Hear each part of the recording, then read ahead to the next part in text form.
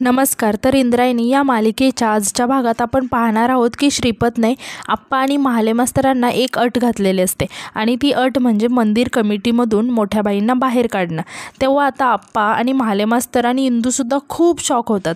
आता श्रीपत म्हणतो की ज्या बाईने माझ्या इंदूचा एवढा छळ केला आहे ती बाई मला मंदिर कमिटीवर नको आहे. तेव्हा आप्पा म्हणतात की काय, अहो असं कसं चालेल, हे मंदिर दिग्रजकरांनी उभारले आणि त्यांनाच आपण. तेव्हा श्रीपत म्हणतो की मी कुठे म्हणालो की सगळ्या दिग्रजकरांना बाहेर काढा, फक्त आनंदीबाई नको आहे मला, अंताजे असू दे की, मला काही प्रॉब्लेम नाही आहे. तेव्हा आप्पा म्हणतात की हे बघा, यावर आपण नंतर बोलूया. आता यावर श्रीपत म्हणतो की बोलायचं काय आहे त्यात, मंदिर कमिटीवर आनंदीबाई नको आहेत, हे फायनल आहे. तेव्हा महाले मास्तर आणि आप्पा खूप शॉक होऊन श्रीपतकडे बघत असतात. तर दुसरीकडे आपण पाहतो की इम्रान आणि गोपाळ पप्प्याची वाट पाहत असतात. आता इम्रान वैतागून म्हणतो की यार, ह्या पप्प्यापेक्षा कासवसुद्धा फास्ट आहे, घरी गेलाय फोन आणायला की तालुक्याला गेलाय काय माहिती. तेव्हा गोपाळ इम्रानला समजावत म्हणतो की एवढं चिडचिड करू नकोस रे, तो आपलंच काम करायला गेलाय ना, कशाला चिडचिड करतो, येत असेल तो, थांब ना जरा.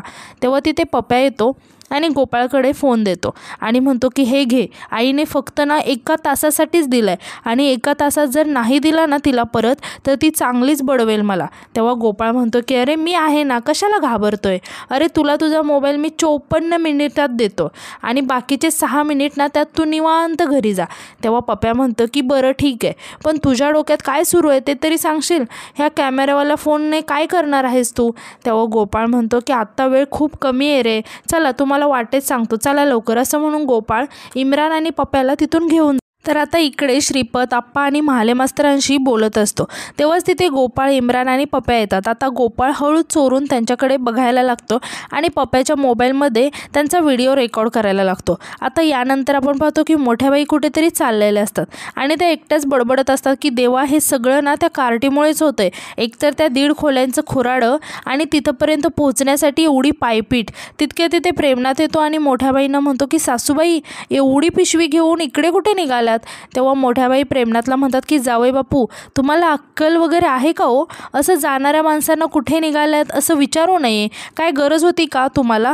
तेव्हा प्रेमनाथ म्हणतो की अहो सासूबाई, गरज होती म्हणूनच, म्हणजे विंजे सरकारने अडवलं ना तुम्हाला. तेव्हा सासूबाई, हे बघा, आम्ही तुमच्या शिव्या खाऊ पण आम्ही तुम्हाला सावध करूनच राहू. तेव्हा मोठ्याबाई विचारतात की आता काय सावध करायचं आहे. यावर प्रेमनाथ म्हणतो की सासूबाई, हे बघा, तुम्हाला माहितीच आहे ना की आम्ही ना विंजे सरकार आहे, आम्हाला सगळ्यांचं सगळं माहीत असतं. यावर मोठ्याबाई म्हणतात की ओ बस झालं, पटपट बोला, मला खूप कामं आहेत. तेव्हा प्रेमनाथ म्हणतो की त्यातलंच एक काम आहे ना, कमी होणार आहे तुमचं. तेव्हा मोठ्याबाई विचारतात की कोणतं काम. यावर प्रेमनाथ म्हणतो की सासूबाई, तुम्ही त्या मंदिराच्या कमिटीवर येण्यासाठी किती अतोनात प्रयत्न केले होते, आता तिथूनच तुमची उचलबांगडी होणार आहे. तेव्हा मोठ्याबाई खूप शॉक होतात आणि म्हणतात की काय बोलताय तुम्ही, दिग्रजकर आहे मी आणि मंदिर आमचं आहे आणि मी दिग्रजकरांची ज्येष्ठ आणि श्रेष्ठ सून आहे, मला कोण बाजूला करणार तिथून. तेव्हा प्रेमनाथ म्हणतो की मिस्टर वाडीकर, आपले श्रीपत वाडीकर, ते काय करणार आहेत माहिती आहे का तुम्हाला. तेव्हा मोठ्याबाई विचारतात की काय. तेव्हा प्रेमनाथ सांगतो की तुम्हाला मंदिर कमिटीतून बाजूला करणार आहेत आणि त्यांच्या बायकोला बसवणार आहेत. तेव्हा मोठ्याबाईंना खूप राग येतो आणि त्या म्हणतात की त्या वाडीकरच्या तर ना, आणि विचारतात की खरं बोलताय ना तुम्ही हे. तेव्हा प्रेमनाथ सांगतो की खरं, अहो सासूबाई, आम्ही तर खोटं बोलतच नाही, हे बघा, ही बातमी एकदम कन्फर्म आहे, विचार करा. तेव्हा मोठ्याबाई खूप टेन्शनमध्ये येतात आणि म्हणतात की म्हणजे घर गेलं, शेत गेलं, आता मंदिर पण जाणार, मग जगायचं कशाच्या जीवावर, ते माझा पत्ता असं कसं काही कापू शकतात, पाहतेच मी. असं म्हणून त्या रागारागात श्रीपतकडे जायला निघतात. तर यानंतर आपण इकडे पाहतो की श्रीपत भामाला आवाज देऊन म्हणतो की भामे, ए भामे, चहा दे लवकर. तेव्हा भामा श्रीपतसाठी चहा आणि बिस्किट घेऊन येते. आता श्रीपत बिस्किट बघून म्हणतो की हे काय, फक्त ग्लुकोज बिस्किट, तुला माहिती आहे ना मला चहासोबत काय काय लागतं, खारी, टोस्ट, बन, मस्का, हे सगळं कुठे आहे. तेव्हा भामा रागाने श्रीपतला म्हणते की हे सगळं आणायला ना पैसे लागतात, आहेत का तुझ्याकडे पैसे, उद्या सोन्याची बिस्किटं मागशील तू. तेव्हा श्रीपत म्हणतो की हलक्यात नाही घ्यायचा, मला सांगून ठेवतोय, किरकिर नाही करायची उगाच, येतील पैसे. तेव्हा भामा विचारते की कशाने येणार आहेत, रेल्वेने की बसने. आणि म्हणते की करप्या, आपण ना लास्ट टाईमला जो हात मारला होता ना, त्यातले पैसे करपून त्याची राख झाली आणि ती राखसुद्धा शिल्लक नाही आता आपल्याकडे, तीसुद्धा उडून गेली. तेव्हा श्रीपत म्हणतो की हे बघ भामे. तेव्हा भामा चिडू म्हणते की हे बघ आणि ते बघ, मला नको सांगूस, त्या मंदिरात खूप टेचानं सांगितलंस ना तू की खूप मोठी रक्कम देणार आहे, कुठून देणार आहेस तू? तेव्हा श्रीपत म्हणतो की बघू. हे बघ भामे, कठीण परिस्थितीत आपण आपलं डोकं शांत ठेवायचं असतं, लक्षात ठेव. यावर भामा म्हणते की करप्या, कठीण परिस्थितीत ना डोक्याला लाथ मारायची आणि डोकं चालवायचं असतं. तेव्हा श्रीपत म्हणतो की माझ्यावरचा विश्वास डगमगला वाटतं तुझा भामे. तेव्हा भामा म्हणते की आला इथे घेऊन मोठं घर आणि पोकळ वासा, वारा जाई भसा भसा. आधी विश्वास होता, आता नाही आहे. तेव्हा श्रीपत म्हणतो की पण भामे, एकदा का त्या मोठ्या बाईंना मंदिराच्या कमिटीतून उतरवलं ना का मंदिर आपलं, आणि त्याच्या समोरची जी समर्पण पेटी आहे ना ती पण आपलीच की. तेव्हा भामा म्हणते की हे काय शहरगावचं मंदिर आहे का रे, इथे कुठून येणार आहे पैसा? आता इंदूसुद्धा तिथेच बसलेली असते. आता तेव्हा श्रीपत इंदूकडे बघत म्हणतो की भामे, एक गोष्ट मात्र तू विसरतेस. आपल्यासोबत कोण आहे बघ ना, आपली पुतणी आहे, बाल कीर्तनकार इंद्रायणी सोपान वाडीकर. असं म्हणून तो इंदूसमोर हात जोडतो. आता श्रीपत म्हणतो की अगं काय काय उपाय आहे तिच्याकडे, भिंतीवरून चढून बाहेर पडली ती, डेंजर आहे बाबा ही. आता हीच मिळवून देईल आपल्याला पैसा पण असाच. आणि तो खूप हसायला लागतो. इंदू मात्र श्रीपतकडे बघून खूपच घाबरलेली असते. तर दुसरीकडे आपण पाहतो की नारायणी आदूसाठी दूध घेऊन येते आणि म्हणते की आदू हे घे दूध. तेव्हा आदू म्हणतो की ताई अगं आत्ता नको, मी चाललोय तिकडे अभ्यास करायला. तेव्हा नारायणी विचारते की कुठे? तेव्हा आदू सांगतो की आपल्या मंदिरात. तेव्हा नारायणी विचारते आणि गोपाळ कुठे? आता शाळेतून आल्यापासून दिसलाच नाही तो. तेव्हा आदू सांगतो की अगं असेल ना इथेच. यावर नारायणी म्हणते की त्याच्याकडे काही घड्याळ आहे का गायब व्हायचं? दिसला असता तर तुला कशाला विचारलं असतं. तेव्हा आदू म्हणतो की हां बरोबर आहे. असं म्हणून तो तिथून जायला लागतो. तेव्हा नारायणी आदूला थांबवत म्हणते की आदू, मी तुला काय विचारलं, कुठे आहे गोपाळ? तेव्हा आदू अडखळत सांगायला लागतो की अगं तो मला सांगून नाही गेला ना, म्हणजे. तेव्हा नारायणी विचारते की तू काय लपवतोयस का माझ्यापासून? खोटं तर बोलत नाही आहेस ना, काय ते खरं खरं सांग. तेव्हा आदू म्हणतो की तो नाही का मिशनसाठी गेला आहे.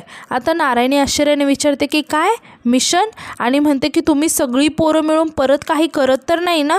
तेव्हा आदू घाबरून शांत उभा राहतो. आता नारायणी आदूला म्हणते की आदू सांगतो की ते इंदूचे काका काकू आहेत ना ते खोटे आहेत, ते खरे नाही आहेत.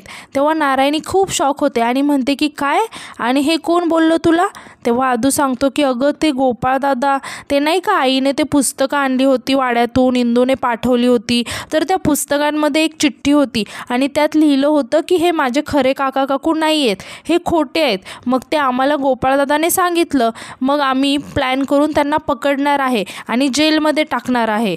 तेव्हा नारायणी खूप आश्चर्याने आदूकडे बघायला लागते. तर दुसरीकडे आपण पाहतो की गोपाळ आणि पप्या पोलीस स्टेशनमध्ये येतात. तेव्हा पोलीस गोपाळ आणि पप्याकडे बघत म्हणतात की ओ चिल्लर कंपनी इकडे कुठे आलाय?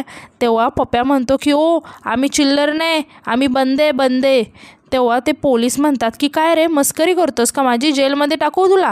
तेव्हा गोपाळ त्यांना थांबवत म्हणतो की नाही सर, तसं नाही. आणि तो स्वतःची ओळख करून देत म्हणतो की myself Gopal Venkat Digrajkar and he is my friend Pushpendra Kumar and sir we need to lodge a complaint and we also need your help. तेव्हा तो पोलीस विचारतो की मराठी येते? तेव्हा गोपाळ म्हणतो की ऑफकोर्स. आता तो पोलीस म्हणतो की हां एवढा एकच शब्द मला कळला, नाव काय म्हणाला? माय सेल्फ. तेव्हा पप्या हसत म्हणतो की माय सेल्फ नाही, माय सेल्फ म्हणजे मी. आता गोपाळ म्हणतो की ते शिरसेकर सर आहेत ना, त्यांना भेटायचं आहे आम्हाला. तेव्हा तो पोलीस सांगतो की ते कामासाठी बाहेर गेलेत. आता तितके तिथे शिरसेकर येतात आणि गोपाळकडे बघत म्हणतात की अरे गोपाळ महाराज तुम्ही, आणि यावेळेस काय गुन्हेगाराला सोबत घेऊनच आलाय की काय, असं म्हणून ते पप्याच्या पाठीवरती मारतात. तेव्हा पप्या खूप रागाने त्यांच्याकडे बघायला लागतो. आता गोपाळ म्हणतो की अहो गुन्हेगार नाही आहे, हा माझा मित्र आहे पुष्पेंद्र कुमार. पप्या तो नाही का त्या भूताच्या वेळेला. तेव्हा पप्या म्हणतो की ती नाही का ती दाढीवाली साडीवाली बाई होती, तेव्हा होतो ना मी. तेव्हा शिरसेकर म्हणतात की हां त्या दाढीवाल्या साडीवाल्या बाईने तुलाच धरलं होतं, असं म्हणून ते हसायला लागतात. आता ते गोपाळला विचारतात की गोपाळ महाराज इकडे कुठे? तेव्हा गोपाळ सांगतो की ते इन्स्पेक्टर साहेबांना भेटायचं आहे. यावर शिरसेकर म्हणतात की इन्स्पेक्टर साहेबांना का बरं, गावात सगळं ठीक आहे ना? तेव्हा गोपाळ म्हणतो की नाही ना, म्हणूनच तर भेटायचं आहे. तेव्हा शिरसेकर गोपाळ आणि पप्याला इन्स्पेक्टर साहेबांकडे घेऊन जातात. आता इन्स्पेक्टर साहेब शिरसेकरांना विचारतात की काय झालं शिरसेकर, आणि कोण आहे ती मुलं? तेव्हा शिरसेकर सांगतात की व्यंकट महाराज दिग्रजकर यांचे चिरंजीव आहेत ते. आता तेव्हा इन्स्पेक्टर साहेब म्हणतात की दिग्रजकर म्हणजे ते विठूच्या वाडीचे कीर्तनकार ना, आणि विचारतात की काय रे, काय झालं, का आला तिकडे? तेव्हा गोपाळ सांगतो की साहेब आम्हाला ना तुमची मदत हवी होती, आणि म्हणतो की आमची मैत्रीण आहे ना इंद्रायणी, म्हणजे इंद्रायणी सोपानवाडीकर ती खूप मोठ्या संकटात आहे हो. तेव्हा इन्स्पेक्टर साहेब थोडेसे विचारात पडतात आणि म्हणतात की इंद्रायणी वाडीकर. तर दुसरीकडे आपण पाहतो की मंदिरात आपण आप्पा, महाले मास्तर, बाळंभट आणि कान्होबा बोलत असतात. आता महाले मास्तर म्हणतात की बघा, मला काय वाटतं, आपल्याला हे अजिबात विसरता कामा नये की हा तोच श्रीपत वाडीकर आहे ज्याने आपल्या व्यंकू महाराजांना आणि त्यांच्या संपूर्ण कुटुंबाला बेघर केले. तेव्हा बाळंभट म्हणतात की त्यांचा अपमान केला हो, अंताजीवर हातसुद्धा उचलला त्याने. तेव्हा मला तर वाटतं की हे बघा आप्पा हो, त्यांनी गावात गुंड आणली होती, त्यामुळे तुम्ही पुन्हा एकदा विचार करा. आता कान्होबा म्हणतो की हो, पण तेवढी मोठी देणगी देणार होते त्याचं काय, त्यांना काय सांगायचं. तेव्हा बाळंभट म्हणतात की आप्पा मला सांगा, आपण अशा माणसाकडून देणगी घ्यायची का आणि त्याच्या सांगण्यावरून मोठ्या बाईंना कमिटीवरून काढायचं, हे माझ्या तर बुद्धीला पटत नाही आहे. तेव्हा आप्पा म्हणतात की माझं मत सांगू का, मला तर ना असं वाटतं की व्यंकट महाराजच कमिटीवर असावेत. आता मोठ्याबाई नको, व्यंकट महाराजांनी कोणत्या परिस्थितीत राजीनामा दिला आणि या मोठ्याबाई कमिटीवर आल्या काय कळेना झालं हो. काय आहे, प्रत्येक बैठकीत त्या काहीतरी खुसपट काढतात आणि भांडण काढतात हो, आणि व्यंकट महाराजांकडे बघून आपल्याला गप्प बसावं लागतं. तेव्हा बाळंभट म्हणतात की अहो आप्पा, ते आज मोठ्याबाईंना नाही म्हणतात आणि उद्या मग अंताजींना सुद्धा नाही म्हणतील, मग काय करायचं आपण. तितक्या तिथे श्रीपत येतो आणि मोठ्याने म्हणतो की काढायचं. तेव्हा सगळेजण श्रीपतकडे खूप शॉक होऊन बघायला लागतात. आता श्रीपत म्हणतो की अंताजींना काढायचं. आता श्रीपतसोबत इंदू आणि भामासुद्धा आलेले असतात. आता श्रीपत बाळंभटांना म्हणतो की काय आहे बाळंभट, तुम्ही तर कमिटीवर पण नाही हो, तुम्ही तर पुजारी आहे फक्त. आणि विचारतो की मला सांगा, अंताजी जर कमिटीवर नसेल तर भक्ती कमी होते का, गाववाल्यांची श्रद्धा कमी होते. ते जर कमिटीवर असतील तरच आम्ही गावकरी त्यांना मान देणार, नाहीतर देणार नाही, असं आहे का काय. तेव्हा आप्पा म्हणतात की नाही हो, असं काही नाही आहे. आता बाळंभट म्हणतात की म्हणजे बघा ना, आता व्यंकू महाराज कमिटीवर नाही आहेत पण त्यांचा मान जरासुद्धा कमी झाला नाही आहे. तेव्हा श्रीपत म्हणतो की बघा, यांनीच क्लिअर केलं, म्हणजे गोविंद महाराज दिग्रजकरांचा मान काही कमी होणार नाही याने. तेव्हा बाळंभट म्हणतात की पण श्रीपत दादा, व्यंकट महाराज मंदिरात कीर्तन करतात की नाही. तेव्हा श्रीपत म्हणतो की मग इंद्रायणी पण कीर्तन करतेच की. माझं म्हणणं काय आहे, या कमिटीवर कुणा एकाची सत्ता नको, दिग्रजकरांनी फक्त भक्ती करावी, कमिटीवर असू नयेत. ते हे बघा, त्यांच्या इतकंच आम्ही सुद्धा या मंदिराची काळजी घेऊ शकतो. आणि तो एक चेक दाखवत म्हणतो की हे घ्या, आमच्याकडून एक छोटंसं समर्पण, ₹50,000 धनादेश. आणि तो चेक आप्पांना देत म्हणतो की आप्पा हा घ्या चेक आणि त्या मोठ्याबाईंना ना या मोठ्या जबाबदारीतून मुक्त करा. तेव्हाच तिथे मोठ्याबाई आणि प्रेमनाथ येतात आणि हे सगळं बघून ते सुद्धा खूप शॉक होतात. आता मोठ्याबाई आप्पांना म्हणतात की आप्पा काय विचार करताय तुम्ही, कसला विचार करताय, म्हणजे कोणीतरी येणार, 4 ठिकऱ्या फेकणार आणि तुम्ही त्यांच्यासाठी दिग्रजकरांच्या ज्येष्ठ सुनेला कमिटीवरून काढून टाकणार. काय आप्पा, काय लाच घेता की काय. तेव्हा श्रीपत म्हणतो की लाच. यावर प्रेमनाथ म्हणतो की नाही तर काय, लाच नाही तर काय, लोकांना पैसे चारून त्यांच्याकडून पाहिजे ती कामं करून घेताय, याला लाचच म्हणणार ना. आम्हाला काही दिसत नाही आहे का, विंजे सरकार आहे आम्ही, सगळं माहिती आहे आम्हाला. आता मोठ्याबाई म्हणतात की आणि कमिटीच्या इतर मेंबर्सना पण काहीच वाटत नाही का, विसरलात का तुम्ही की हे मंदिर दिग्रजकरांचं आहे. तेव्हा श्रीपत म्हणतो की आणि जमीन वाडीकरांची आहे. तेव्हा मोठ्याबाई म्हणतात की हां, पण 3 पिढ्यांनी इथं सेवा केली आहे. यावर श्रीपत म्हणतो की मग 3 पिढ्यांनी आतापर्यंत मेवा खाल्लायच की. यावर मोठ्याबाई खूप चिडतात आणि म्हणतात की अहो आप्पा, ऐकताय ना तुम्ही, हा माणूस काय बोलतोय ते, मला बोलतायत हे सगळे. आणि ते सगळ्यांना विचारतात की तुम्हाला काहीच वाटत नाही का, म्हणजे तुम्ही याने दिलेल्या पैशाच्या वजनाखाली दबलात की काय, तुम्ही काय विकले गेला की काय. तेव्हा आप्पा म्हणतात की मोठ्याबाई, तुम्ही हे असे अंधाधुंद माझ्यावरती आरोप कसे काय करताय, काय शोभतं का तुम्हाला. तेव्हा मोठ्याबाई चिडून आप्पाला म्हणतात की अहो तुम्हाला शोभतं का, हे पहा तुमचं पाप तुमच्या पाशी, मला नका सांगू. एकच गोष्ट सांगून ठेवते, मोठ्याबाईंना कमिटीवरून हटवणं अशक्य आहे, अशक्य. आमचे हे आणि मी, आम्ही दोघेजण कमिटीवर आहोत आणि आयुष्यभर राहणार. तेव्हा श्रीपत जोरात ओरडून म्हणतो की ऐका, हे मंदिर दिग्रजकरांची मक्तेदारी नाही आहे, जमीन आमची तर मंदिरही आमचंच.